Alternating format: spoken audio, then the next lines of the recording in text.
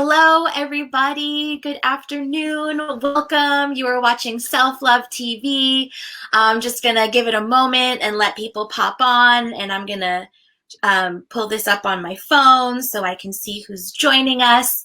Good afternoon. Happy Friday. This is Jessica. She's here with me today. We are talking about, I'm going to tell you a little bit about her in a second. She's going to tell you a little bit about her in a second. But today we are talking about the topic of how to go with the flow in a way that feels really good and in alignment with your highest intuition. And more specifically, what I mean by that, and if you're a man or if you feel a certain type of way when I say this, we're actually going to be talking about the menstrual cycle, women's periods, women's bodies. And just because you don't have a woman's body, we all can benefit from knowing the information, general information about women's cycles and how that can support us in going with the flow. And the reason why I'm really excited about this topic today is because especially during quarantine, especially during all of this chaos and just new lifestyle that we've had to get used to, it can be really hard for people to get back into the flow of things. And a lot of times we can feel like we're going against the grain, like we have never ending things on our to-do list and we're pushing like this big rock up a hill. And so I wanted to talk about that because I know a lot of us are feeling that, and I certainly feel it too. So I was definitely recommended and referred, and I'm so glad Jessica's one of my new friends now. And she was referred to me by my coach, Joanna Lindenbaum, and one of my dear friends from Joanna Lindenbaum's world, Joni. So hey, Joanna. Hey, Joni. Hey. We're here connecting. We did it. As always, as you're popping on this live, please drop a comment so we can say hello to you. If you have any questions, you can comment them. And of course, if you're watching this on a replay, please comment a #replay. So I want to tell you a little bit about what I know about Jessica. And then of course, Jessica, I want to hear from you, like more details about that. But Jessica is a holistic health coach, and she helps high achieving creative people who feel shut down because of their health. I can totally relate to that. Feel vibrant, connected, and passionate again. So a lot of the work you do is connected to the body and embodiment and understanding that, if I'm correct. But tell us a little bit more about what it is you do as it relates to all of that. Well, I do a lot of things. As it relates to all of those parts, I think that we all have intuition. We all have a way that we can tune in. It's just a matter of learning the right tools and practices that work with us as individuals. There's so many ways and so many, like many ways to skin a cat. Isn't that a phrase? Just many ways to do things. So it's about finding people's personal way and individual way that works for them and their bodies and their stories and their lifestyles. But we all have it within us to have deeper connection with our intuition. And also when I say high achieving, in that sometimes people are like, I think that means different things to different people too. Just like success means different things to different people, so it's really how you define everything and finding your own flow with like what your life is. I love that. And that's such a perfect like supplement too. And it dovetails perfectly into what we're going to talk about today. But it also is just a great supplement to just Self-Love TV and my work and what it's all about, because the work that I do is all about loving yourself and knowing yourself enough that you do things on your own terms and in a way that, even if your parents, your culture, society tries to tell you to do something a certain way, there's that inner guidance and knowing that, like, in your heart, in your soul, and in your body. And there is no one size fits all. I mean, you didn't say that, but that's what I kind of heard. It's like helping people find their own flow based on what's right for them. So I think that's so beautiful and so important and just so relevant to what we're going to talk about today. Yeah. So thank you so much for being here and making the time. I'm happy that I can be. This kind of topic is near and dear to me anyway. And also, yeah, I mean, there's so much unlearning that has to go along with what you're talking about. And so when you say tuning into your own thing and your own message, I mean, for a lot of people, it takes a long time, or it takes a lifetime. It takes however long it takes to really get in there and unlearn and unravel, or whatever, deprogram ourselves, because most of our lives, first parts, we spend with that being forced on us or put on us without us even knowing it, without anyone even knowing it. Just, it's what happens. Yeah. So like it's a funny path, and then coming back another way to come back to what is going on inside of us. Just like with our bodies, we don't learn necessarily that. I mean, some of us do, some people do, because they're really fortunate to have guidance that way early on. But a lot of people never have had the opportunity. So I think it's your birthright to have the opportunity to really get to know and tune in and know what the messages are of your own thing. I love that. No, and it's interesting. Actually, I was talking to a girlfriend the other day, and I'm in my mid-30s, and I talk to my girlfriends a lot about women's stuff, and it's just incredible how so much of us don't know. I mean, we learn like a little bit in school, but like you said, some people are fortunate to have been taught, but there's no class that like teaches, you take math, you take science and literature and history, but there's no like learning about your body and the emotions and the hormones and all of that. And there's just so much we don't know. And there's so much that I didn't know. And I'm just starting to really dive in and learn about these things. And for me, I'm also here selfishly to like learn more about how to follow these flows. And so I'll just kind of start off with like what I've been learning, and then we can kind of go into, yeah, I'd love to know. Yeah, about the cycles and the flows. And like, I'll just repeat this again in case you're just hopping on. If you're hopping on, please just give us a hello and drop us a comment. But we're going to be talking about how to go with the flow and how to find your own natural alignment that feels good for you to follow your intuition. And that learning is not gendered at all. However, we are going to kind of anchor it with learning about women's cycles and women's flows and their periods and their menstruation cycle, because it's such an intuitive, natural thing. And I think as I've been learning to tune into it, I've been able to go with the flow so much easier.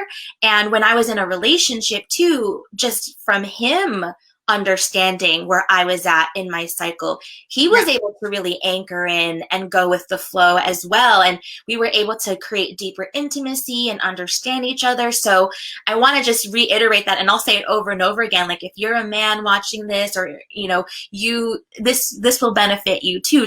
Like, there are women in your life, so you want to understand that, and we all influence each other.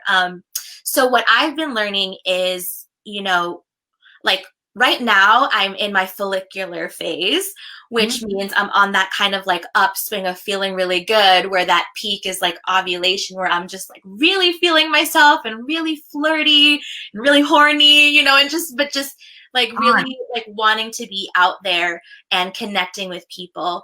So before that, I had my bleed, and then before that I had I believe my luteal phase, and I was feeling like down. And I think, like, I was judging myself for it, because I was like, I was talking to one of my girlfriends, and I was just like, I don't understand. Like, I was feeling really good a few days ago, and I was really gung-ho. I was like, had all these plans and things on my to-do list for my business and my clients, and like talking with friends and all of that stuff. And then I was like, today I feel so sensitive. I feel really sad and all that stuff. And then she was like, what part of your cycle are you in? And I was like, I don't freaking know. And she's like, it would be good to know that. And so I started to really like look into it more. So yeah, like, I'll just. Perfect. Well, you know more than me, so jump right in. You're learning, a lot. What your example is perfect, because what that was the perfect example of is the way in which your body is perfect. It's literally by design. It serves a purpose. It's supposed to make you feel a slow down, a quiet, a different way of being, so that your body can do what it's supposed to do. And then, so it totally actually is brilliant in a way. But what's funny is our heads get in the way. And that's what gets in the way with most things that block the flow, is like we start overthinking and judging and, screaming and yelling, when really your body's like, I know what to do. Like, I'm supposed to have, now, of course, people who have some really severe hormonal dysfunction, and we're so bombarded with so many other kinds of roadblocks that get in the way of letting the river just flow and letting things just move. But so we have to start identifying what those roadblocks are and looking at them. But you're giving a good, healthy, decently healthy, example of like just a regular situation where you're like, and again, I think I said that, there are, you and I talked about this one time, just how there are women who have figured out a way to run their businesses based on where they are in their cycle, which is, I'm learning that. It's not always easy because it's like life happens and there's no perfection either. Like, of course, sometimes, I love that you and I are in the same, I'm right where you are. I think we're in sync actually in our cycle of what you just mentioned. I'm like, oh, me too. So ideally this would be perfect. We're going live today. Well, going live. This is the perfect time to go live. However, there's nothing wrong with going live when you're feeling down and going, oh, hey, I'm really feeling slow and quiet and inward and a little down, and I'm live, but I'm letting you know that, like, it's okay. I'm just going to show up a little different, or my energy is going to be a little different. I might not be as sharp, but I am really tuned in, or whatever. And so there's a place for all of it. But if you are planning the perfect way of being in your business and you want to be doing all your, outward networking, connecting stuff while you're in the phase that you're in right now, so be it. Great, go for it. It's not always going to work out perfectly, but it's cool that that's a possibility that people could start considering, like, oh, what if I were to, plan things that way? And again, life happens. It doesn't always, and we're in a culture where most of the time, generally speaking, I hate to say it, I mean, there's plenty of men and women who wouldn't give a shit. They'd be like, I don't care where you want, you got to do the thing. And I don't know. So with you run your own show and you can decide if you want to, how you want to. I think even if, we're not running our own shows and we can't decide, I think what I'm learning is the first step is like acceptance and acknowledgement, right? So let's say I'm not running my own business and I don't have the privilege of making my own schedule, and I do have to go to work every day at a certain time. So yes, of course, it's like not like the world has not yet, I know some companies though actually give women, like period PTO, which I think is genius, and I totally would implement that when I have an empire. But not everyone is there. But I think just acknowledging and knowing, like, oh, okay, I'm in kind of the down part of my cycle where I'm feeling not as out there and not as flirty and friendly, but not making that wrong. Because like for me, what I've been learning is I used to make that wrong. Like, oh, I should be happy right now. Yeah, that's what I'm saying. That's your mind getting in the way. Your mind, that's our culture. That's the messaging from outside. Exactly. It's not really what you actually believe. Yeah. But in terms of accepting that and kind of like releasing that stigma and learning like, oh no, like I'm actually more intuitive right now. Cause I find when I'm in the down phase, I'm much more tapped into my own emotions, my own inner universe, but also the people around me. Like I feel like this very like down, grounded, like I can feel the world more deeply. And I think that's why I'm more emotional, which can be overwhelming, but it's actually a gift, and I found that, like I said, in partnership with like a boyfriend or with friends, it's like I feel so much more connected and in tune with what's going on. And there's actually like deeper intimacy that gets created. So it's like, yes, there's like the follicular ovulation, like out, out, out, but then there's also like the down luteal, like, okay, in, and like, what do I need to take care of my heart and my soul, And yeah, we might not all be fortunate enough to have a boss that gives a shit, like you said, but the first person that needs to give a shit is we need to give a shit. Right? Right. And know that, like you said, it's a gift and it's a deeper intimacy with yourself. Yeah. And not just intimacy in whatever other way, but just with yourself and with your body, and knowing that it's actually quite wise. Yeah. So what are some other, so like we've identified, and we can talk more deeply about like if there's anything else that we should consider or know, but like, okay, there's like the lower part of the cycle, then there's like the higher, more out there part. Like what other parts are there, or what else can we know about these different points in the cycle and how we can identify them and how we can best work with them? Well, as like I said earlier, I think it's quite individual. There's general categories, but I mean, I'm sure you've had friends, even friends of yours, where you get in conversation about this. Have they shared with you what their experiences are with those with different phases? What have they said to you?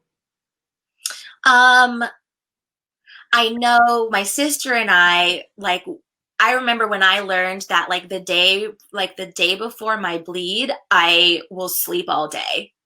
And I used to beat myself up about that because I'm like a high achiever, perfectionist, like get stuff done. And so when I'm really tired, I would be like, I don't understand. Why am I so tired? I'm so lazy. I would judge myself like really. Right. That's the messaging. That's actually false. Like you said, the mind gets in the way. But then when I Googled it, I saw like that it's normal for a lot of people to feel like, because your body's doing all this, it's preparing for potentially creating life. Like it's there's a lot going on. Yeah, like what shame is there in that, you know? And so of course you're tired. And like with my partner, like, you know, he would have his cycles too. They wouldn't necessarily be in sync with mine, but we started to learn each other's and not expect certain things where it's like, oh, okay, you're in like a you need to be alone kind of phase, or you're in an introspective kind of phase. And yeah, so my sister and I, we both related to like, yeah, we'll sleep a lot, or, you know, 1 or 2 weeks before the bleed, we'll notice we're really irritable, or just, I hate to say irritable because that sounds whatever. Maybe you need space. It's not even irritable. You just need some space to do. Where our bodies are creative by nature. Okay, it's a creative life force that's going on, and sometimes during a creative cycle, you can't create, you can't build with the influence of others just in your thing. You have to have the breathing room. So that might cause irritability or irritation because it's just feeling like I need the room to do the magic here. So yeah, so you can reframe any of these things. You can flip a word and be like, oh, actually it's that. And that sounds so much better. Like, cause like if I'm like, oh, I'm irritable right now, or oh, I'm cranky, that sounds really judgy and like, like shaming. And also it's more shaming. Yeah. Instead of like, I need a little bit of space today or this week, or like there's, you know, or even saying like, I'm feeling sensitive to what's around. I'm feeling more sensitive to what's around me during this time. And yeah, I guess that, then that turns into irritable if we're shaming it. Cause it's like, if things are in our face, but like, yeah. And if you're not listening, then you'll get more irritable. If you're really not doing what your body's actually asking of you, then of course you're going to get more irritable. And I guess like from a practical perspective, because like I can hear people, like if you're watching, probably thinking like, yeah, well, I have a demanding job, so I can't exactly like have the space. Like what? Nice for you, right? Like I don't have luxury. What can someone do even if they have like a demanding job? Or it's a really good question. And I think it's that you have to find your rhythm and a way to sneak things in. So what does that mean? It means actually you can choose 5 times through the day. I don't care what, if you're going to the bathroom and you stop and you put your hand on your heart and on your belly where these energy centers are, and you take 1 deep breath, 5 deep breaths, and you just come back to your body. And then go back to your busy day. I mean, you could do that 10 times and it really doesn't really steal away or stop you producing all the stuff you have to do. Everyone could do that. I don't know that many people, unless an emergency room doctor might have, you know, in those critical moments, but in those critical moments, you still have to, you're in a different space in your brain probably, but also before it, after it, you know, there's the little places, little bits. So for those times which hopefully aren't long times. And that creates other problems. We're talking about for short bursts where you're like, I don't have the luxury of like slowing down and doing that thing. You have to cap it and bookend it in your day in a different way than I might be able to or something. But you have to adjust it to like what it is you're really doing and your priorities. And I think there's ways to sneak it in almost always. I mean, like I said, I work with a lot of high achieving creative people who do have demanding jobs, people who are making huge impact in the world, people who have ripple effect into lots of communities whose lives impact many, many others.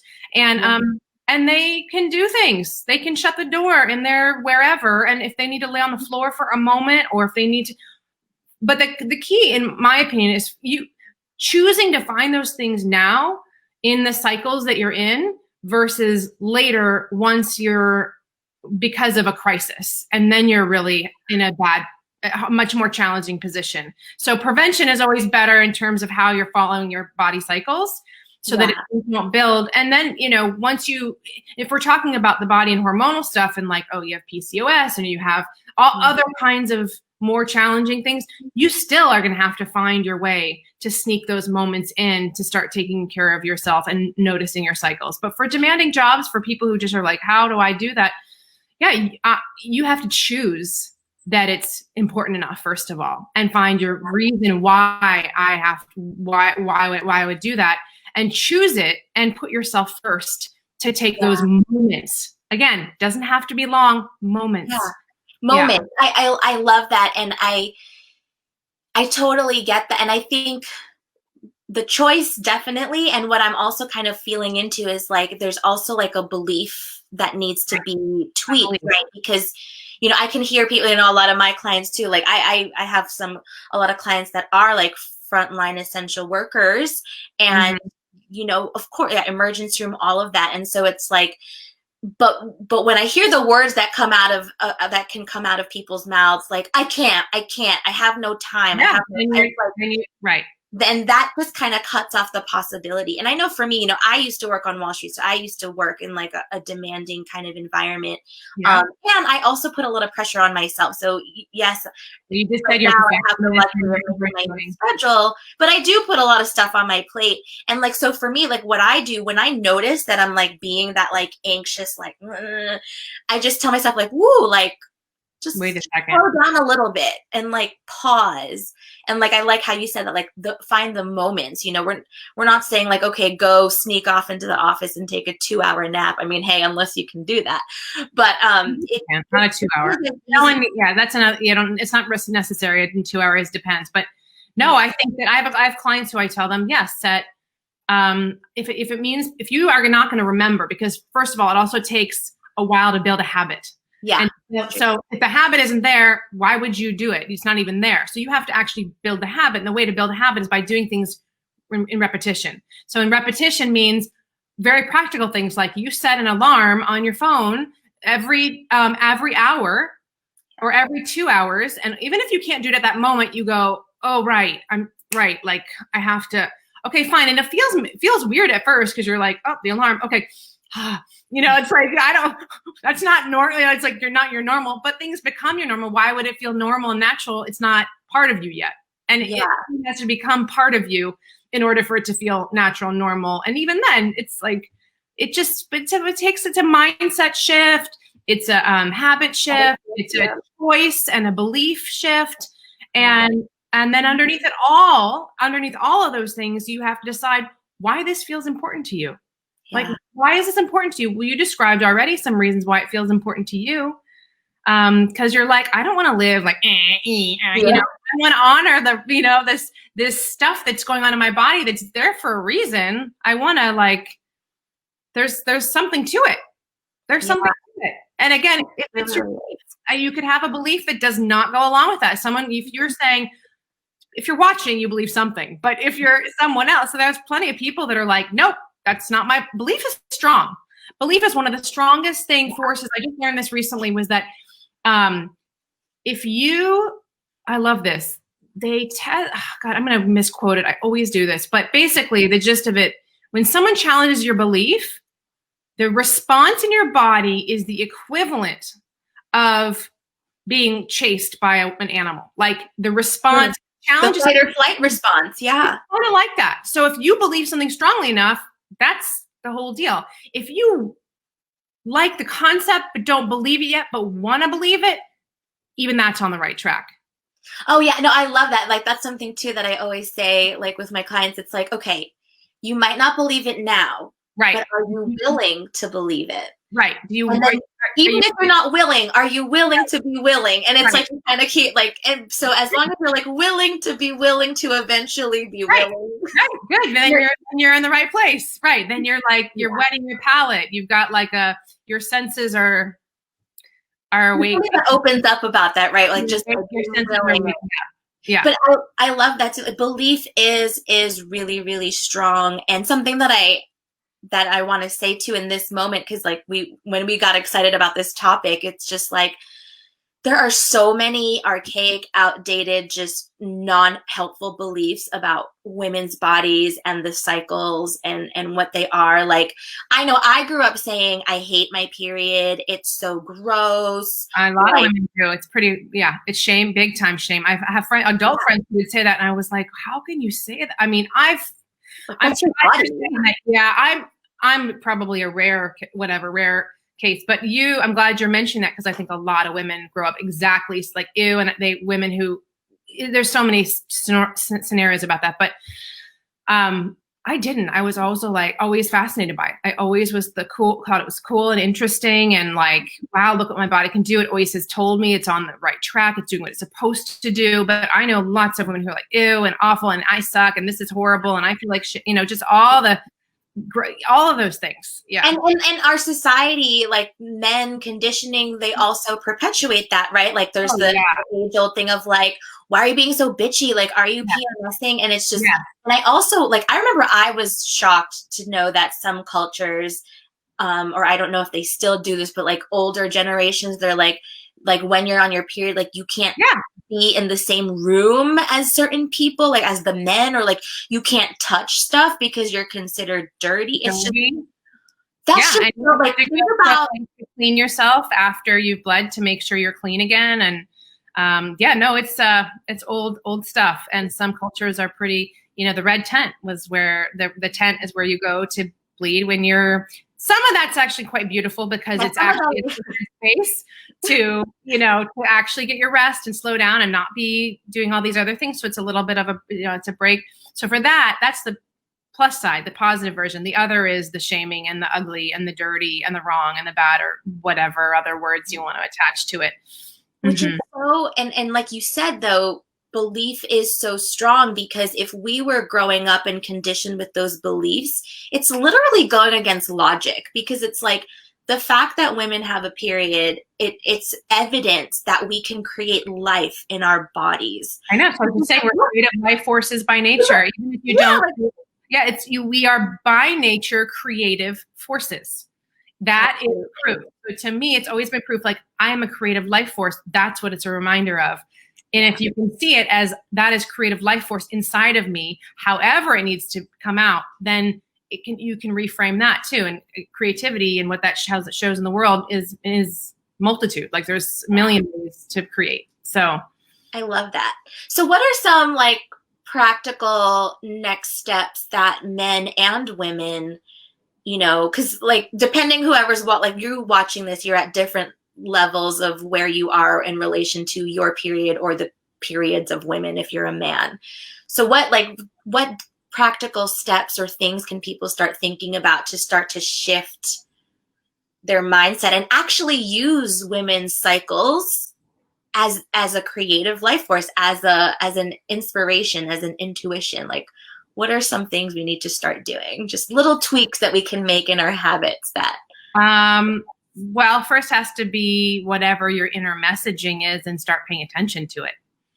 I think we are very unconscious a lot of the time to what they're very sneaky. The language in our own minds sneaks in, and you don't even realize that you're like saying these awful things about yourself or your body or your whatever. Bodies. Yeah, or anyone's, exactly. So the first is just paying attention and listening to the voices, and just deciding that you're going to pay attention to them. And probably if you needed to, a next step would be writing what those things are out, and then choosing new language that you're going to replace it with. And again, belief is powerful. I'm not even saying, oh, go change your belief, but start being open to the possibility of like, oh, what if I try this other way, or try this out, or try stopping in my day to do what I told you earlier, which is to take a moment with your body, feel your heartbeat, feel your belly, do things that are loving, just like what you teach in your work around self-love, and take the time to do that. So those are like little tweaks that actually make a big difference. When we shift our perception, that alone can do wonders actually, and create a ripple into other things. And this stuff is messy. It's not like you're going to you just have to be willing to be open to trying that. Yeah. Yeah. And I can even share like just specific, like, yeah, I mean, that's a beautiful next step, like regardless of where anyone is on their journey. Like even for me, I'm like, ooh, I can pay more attention to like what I'm thinking. And I remember, and I think, well, I'll say this because it kind of leads to like my kind of opening up into this world of like learning to love my body on a deeper level, and women's bodies on a deeper level, is being around people who are thinking and believing in the way that you want to shift to thinking and believing. Right. So, great point. And of course, we don't want to say like cut off your family if they're thinking periods are gross. But, start being around women who do honor their body. Because when I started being around women who honored their periods and their cycles and knew more about this stuff, I started to feel this deeper self-love for myself. And I'll remember a specific moment because I did the 10-day silent meditation Vipassana retreat back in 2013. And, there was a time when like you're silent the whole time, but then the night before or like the day before the last day, you can talk to each other, but men and women are separate, right? So all the women, when we were finally able to talk to each other, we all went out into the desert, and it was a beautiful super moon, like this gorgeous moon that lit up the whole desert. And this woman who was like, I used to judge women like that were like earthy, crunchy granola and like super into their period with the hairy armpits and all that stuff. And she was like talking about the moon and how feminine it was and how she does rituals to like give her blood back to the earth. And so this is 2013. So at that time, like that was super like radical and progressive for me. I just was like, whoa. But there was a curiosity and an openness in me that had me not be like, ew, you're gross. I mean, part of me was like, ew, you're gross, admittedly. But a bigger part of me was like, there's something to that. Like, I'm here hating my period for like the last 10 plus years or however long I had my period. And so I'm so grateful to her. And it's funny, her name's Luna, like moon, right? It's so perfect. Was Willow there too, and River, and no, was there. Just Amelia and some other people. All right. The name and Amanda, like so, yeah. But she, I still think about that moment, and that opened me up to really tune in to like the sacredness and the intuition and the messages that are there. And I started to attract other women that were like that. I've just been learning. I have those stories. I know what you mean. And it's, the thing is, that's funny that you say it was this beautiful supermoon. If you need a reminder of cycles, if you don't believe that there's value in the cycles of your body, the full moon affects the ocean. The full moon affects what goes on with the tides. That's real. There are fishermen who don't know anything about this that will tell you that the moon is, the surfers who will say, well, the tide is this way because the full moon is this way. That is a cycle, an earth cycle, the same way our bodies also tune in. So, I mean, it's and we're 70% water. So if the moon can affect the ocean. Yes. 70, 80%. Yes, that is correct. That is real. Without witchy or no witchy, it's real. I'll go witchy, but not. I go witchy. I see witchy as well. You got to merge the non-witchy. I think they find each other. Yeah. Yeah. No, of course. No. So thank you. So this is so good. Like, as we kind of start to wrap up, I mean, we could talk about this forever, and there's so much to learn. And like I said, that was 2013. So what is that, 7 years ago? And so I've been on this journey of learning, and I still feel like there's so much more I can learn. But like, yeah, what are some either final words that you have for us to think about, or like any resources? And of course, I have a few resources that I'll tell you. So, I mean, final words, I can say a lot. So I think it's great. I have to mention, because from forever ago, one of my friends and mentors is Dr. 𝗱𝗃𝗃𝗿𝗃𝗃, and she years ago wrote the book, Women's Bodies, Women's Wisdom. So anyone can read that, man, woman, child, whoever. It's like, and I think she has a new edition actually that she just revised, and it's a great resource for just really looking at parts of the cycle and the body and the phases and the stages. And I think it's sort of like every household should have. Like when you sit in school, we don't get to learn a lot of this stuff, and that should be in the school system. Like that should be in a part of the curriculum wherever is that. So that's a great book wherever you are in any of this. It's a great resource. And of course, there's lots of other books that that talk about cycles in the body and phases, which I could list the several. one I'm reading right now, hold on, I'm just going to grab it. I'm reading Women Code. Yeah, so my friend wrote that. I know. I studied with her. So that's, yeah, she's a friend and a colleague, and I studied with her, and I refer that book often. There's another one that's actually kind of more a fun one that I have men read all the time. It's just called The Female Brain. I love that book, but I just forgot the name of the author. All you have to look up is The Female Brain, and it's got a cute cover. What's great is it's easy to read, but it makes a lot of sense. Thank you. A lot of sense describing the phases and what happens in our bodies and our minds. It's really a great read. It's easy, and anyone can follow. And I like I said, I've recommended a lot of men read it too, and they love it. And they're like, oh, I get it. Like it just is like, oh, right. Because it's from a certain perspective that it just makes sense. So get that one. That's a great one. Oh, and good. Women's Wisdom. And as everyone if you're new to watching this show, I usually come into the comments later, and I'll put links to the actual books on there too, so you can purchase them if you'd like. But yeah, The Female Brain and Women's Minds, Women's Bodies, right? Women's Bodies, Women's Women's Wisdom. You could type that one in. Women's Bodies, Women's Wisdom is a great one by Dr. 𝗱𝗃𝗃𝗃𝗃𝗃. You want to type that? Yeah. I'm going to type that one too. Women's Bodies, Women's Wisdom. And there's a new edition. So it's been revised, which is great. Yay. Okay. Yeah. Perfect. Alyssa, are you from? I'm reading this one now. Yeah, Women Code's good too. And your work. Tell us about your work and how we can find you and what you've got going on as well. You cannot find me. I'm only here in this moment. Otherwise, I'm totally a mystery. I'll just fade out now. I have a website.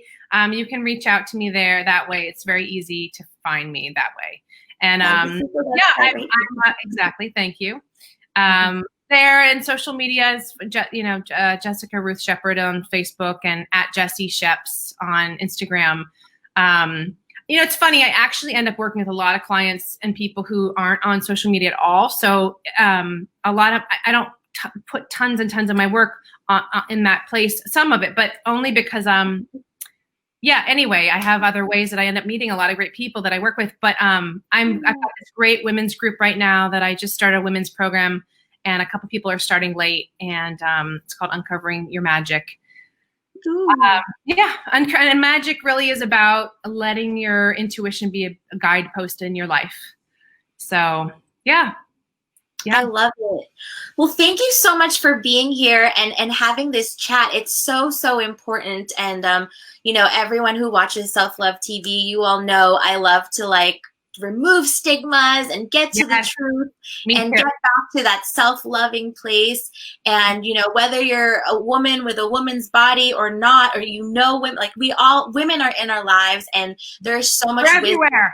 We're everywhere. There's so much wisdom in our bodies alone. There's so much wisdom in the phases of the moon, and there's so much wisdom and so much freedom that can happen when you just start to tweak your life a little bit to go with your intuition and go with those phases and learn more about that. And that's a whole lifelong journey. I'm on the journey right now, and I'm just so grateful you were here to share all of your wisdom about it with me and with us. That we're all I told a friend recently, she said she has this group called Fit and Fabulous Aging Optional, and she was talking about blah blah blah as we age, and I said, well, you don't age, we're evolving. You're just evolving. You just keep evolving and evolving and evolving, and you know, these things sometimes we learn them not too late but later, and that's just part of the deal. It's never too late. You're just gonna, if you stay open to learning, you'll get what you need. I love it. I love it so much. Thank you so much for being here. And to those of you watching, I just want to shout out, like, we had Julissa, we had Felix, Veronica, Corazon, Dan, Angela, Yahara, Edwin, Lisa, Tamara. Like, we had so many people on live today, and those are the people that I can see. If you're watching this on a replay, thank you so much for being here. Drop a #replay. Watch this again with some notes. And as a reminder too, Self Love TV is always on every Wednesday night for Wind Down Wednesday with me and Felix at 9 p.m. Eastern, 6 p.m. Pacific. And then I always have wonderful guests like Jessica, usually on Fridays or at different times depending on my guest schedules. So just keep it locked right here on Facebook and you'll hear about all the things. I love Thank you so much for watching. Thank you so much, Jessica. Thank you for watching. Bye, everybody.